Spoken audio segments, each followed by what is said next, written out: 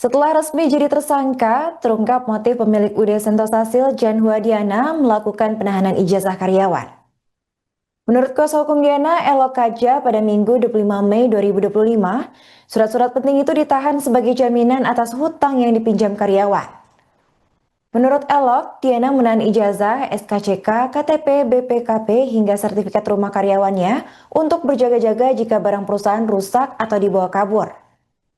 Belakangan dari hasil penyelidikan pihak berwenang, ditemukan sebanyak 108 ijazah milik mantan karyawan yang ditahan di rumah Diana. Akibat peristiwa tersebut, para mantan karyawan melaporkan suami Diana, Hendy, serta staf HRD bernama Veronica.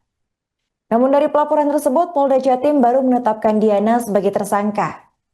Ia dijerat pasal 372 KUHP tentang tindak pidana penggelapan dengan ancaman hukuman 4 tahun penjara.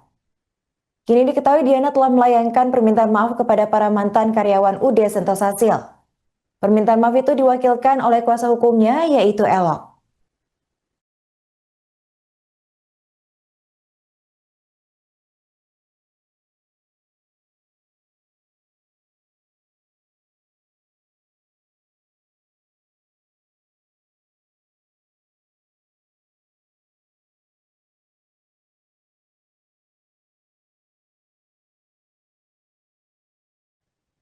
Jan Huadiana melayangkan permintaan maaf kepada mantan karyawannya setelah resmi menjadi tersangka dalam kasus penahanan ijazah.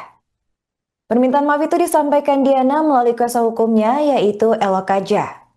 Menurut Elok, Diana sudah mengakui perbuatannya dan menyerahkan 108 ijazah milik mantan karyawan UD Sentosa. Ia mengaku bahwa pihaknya masih melakukan pendataan terhadap dokumen pribadi milik karyawan lain yang disita. Belakangan diungkap Elok, alasan penahanan ijazah tersebut lantaran karyawan UD Sentosa berhutang kepada Diana. Elok menyebut bahwa penahanan itu sebagai bentuk jaminan dari hutang yang dipinjam oleh mantan pekerja. Diketahui sejumlah barang yang dilakukan penahanan diantaranya ada BPKP, sertifikat rumah, KTP, SKCK, dan juga ijazah. Menurut Elok, diketahui ada suami Diana, Hendy, dan staf HRD bernama Veronica yang dilaporkan oleh eks pekerja. Namun hingga kini baru Diana yang ditangkap dan ditetapkan tersangka oleh Polda Jatim pada Kamis 22 Mei 2025 kemarin. Namun menurut Wakil Ditreskrimum Polda Jatim AKBP Suryono, ada kemungkinan tambahan jumlah tersangka dalam kasus penahanan ijazah ini. Diana diketahui dijerat dengan pasal 372 KUHP tentang tindak pidana penggelapan dengan ancaman hukuman penjara selama 4 tahun. Terima kasih rekan-rekan. Jadi malam ini kita laksanakan press stop terkait dengan penanganan kami terkait pelaporan ijazah yang disembunyikan oleh salah satu pelaku usaha. Berdasarkan laporan polisi nomor 542 Romawi 4 tanggal 22 April 2025, pelapornya adalah Sasmita, itu melaporkan bahwa beberapa ijazah disita atau dibawa oleh pelaku usaha. Atas laporan tersebut, kita sudah melakukan upaya penyelidikan dan sudah kita naikkan ke tingkat penyidikan. Kita melakukan pemeriksaan terhadap 23 saksi. Ya. Tambah lagi nanti beberapa orang hari ke depan ini akan dilakukan pemeriksaan melalui 25 orang. Nanti kan kita lakukan pemeriksaan sebagai saksi. Kemudian pada beberapa penggeledahan, penggeledahan yang telah diterbitkan oleh Krimum, kita melakukan penyitaan 1 ijazah pada saat itu di rumah yang bersangkutan. Kemudian terlapor JD saat ini sedang ditabur dari Polrestabes untuk melakukan permintaan keterangan tambahan terkait dengan beberapa yang perlu dilakukan penyidik, dan tadi diserahkan kepada kita 108 ijazah yang dilakukan atau dibawa yang bersangkutan. Ini terkait dengan laporan sudah Sasmita. Memang di laporan Sasmita ini dari beberapa 9 orang lebih yang melakukan laporan. Status dari Diana sendiri saksi atau status tersangka? Yang bersangkutan sudah hari ini dilakukan gelar perkara dan dinaikkan ke penyidikan dan menetapkan tersangka saudara JD. Itu hanya perkara Penahanan ijazah itu hanya Iya. penggelapan atau pengasalan. Iya, penggelapan. Oke, dan ijazah ini diserahkan atau ditemukan polisi dalam penggeledahan? Pada saat kita lakukan penggeledahan ada beberapa ijazah yang kita temukan, kemudian ini diserahkan oleh yang bersangkutan.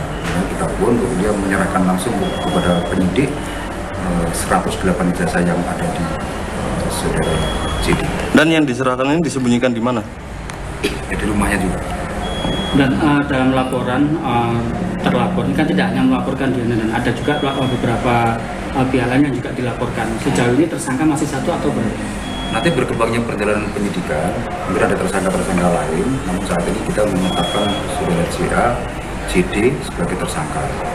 Nanti kita masih melakukan pemeriksaan saksi tambahan, sehingga nanti mungkin ada perkembangan penyidikan terkait tersangka, mungkin ada beberapa tersangka lagi, nanti kita tunggu. Alasan tersangka menahan ini sementara ini apa? Nah, ini yang saat ini kita tambahkan pemeriksaan.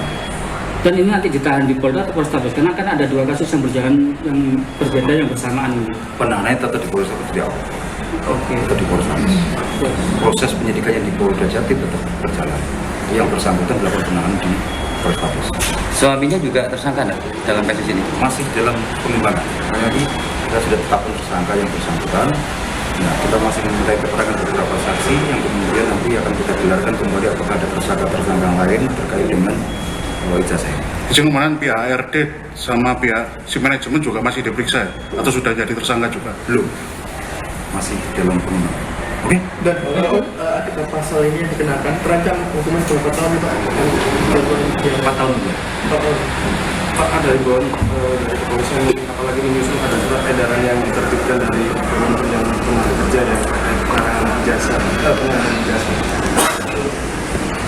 Ya, pada masyarakat dan juga pelaku usaha jelas bagaimana mestinya tentu yang berlaku tidak melanggar atau tidak menyimpan ketentuan yang dilakukan oleh Kementerian Tenaga Kerja baik mengenai administrasinya maupun ketentuan pengembangan juga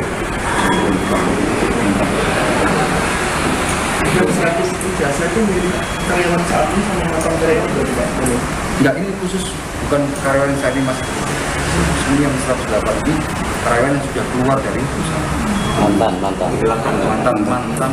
karyawan. Oke. Download Tribun X sekarang, menghadirkan lokal menjadi Indonesia.